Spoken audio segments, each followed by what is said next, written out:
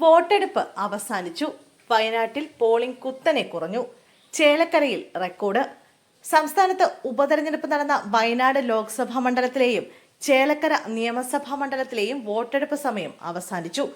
ഇരു മണ്ഡലങ്ങളിലും വോട്ടർമാർ വിധിയെഴുതി. വയനാട്ടിൽ ഇത്തവണ പോളിംഗ് ശതമാനം കുത്തനെ ഇടിഞ്ഞപ്പോൾ ചേലക്കരയിൽ റെക്കോർഡ് പോളിംഗ് ആണ് രേഖപ്പെടുത്തിയത്. ചേലക്കരയിലെ പല ബൂത്തുകളിലും 6 മണി കഴിഞ്ഞിട്ടും വോട്ടർമാരുടെ നീണ്ട നിര ഉണ്ടായതോടെ ടോക്കൺ നൽകി. ചേലക്കരയിൽ 70% പോളിംഗ്. എന്നാൽ വയനാട്ടിൽ കഴിഞ്ഞ തവണത്തേക്കാൾ പോളിംഗ് ശതമാനം കുറവാണ്. പോളിംഗ് സമയം വൈകിട്ട് 6-ന് പൂർത്തിയായപ്പോഴും വയനാട്ടിലെ ബൂത്തുകളിൽ കാര്യമായ തിരക്കുണ്ടായിരുന്നില്ല. വൈകിട്ട് 6:40 വരെ തെരഞ്ഞെടുപ്പ് കമ്മീഷന്റെ അന്തിമ കണക്കനുസരിച്ച് വയനാട്ടിൽ 64.53% പോളിംഗ്. ചേലക്കരയിലെ പോളിംഗ് ശതമാനത്തിൽ റെക്കോർഡ് വർധനവാണ് ഉണ്ടായിരിക്കുന്നത്. പോൾ ചെയ്ത വോട്ടുകളുടെ എണ്ണം വലിയ രീതിയിൽ ഉയർന്നു. 2021 നിയമസഭാ തെരഞ്ഞെടുപ്പിൽ പോൾ ചെയ്ത വോട്ടുകളുടെ എണ്ണം മറികടന്നാണ് പുതിയ റെക്കോർഡ് കുറിച്ചത്.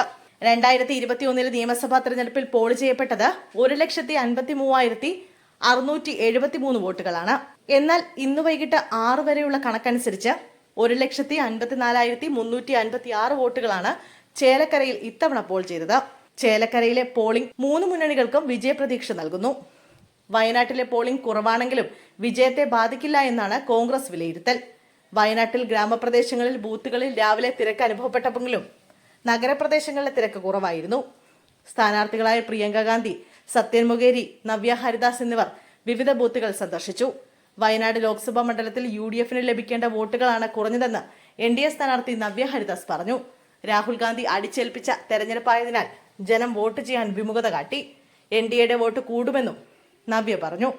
ചേലക്കരയിലെ സ്ഥാനാർത്ഥികളായ UR പ്രദീപ്, രമ്യ ഹരിദാസ്, കെ ബാലകൃഷ്ണൻ എന്നിവരും ബൂത്തുകളിൽ എത്തിയിരുന്നു. ജാർഖണ്ഡ് നിയമസഭയിലേക്കുള്ള 1ാം ഘട്ട വോട്ടെടുപ്പിൽ 59.28% പോളിംഗ്.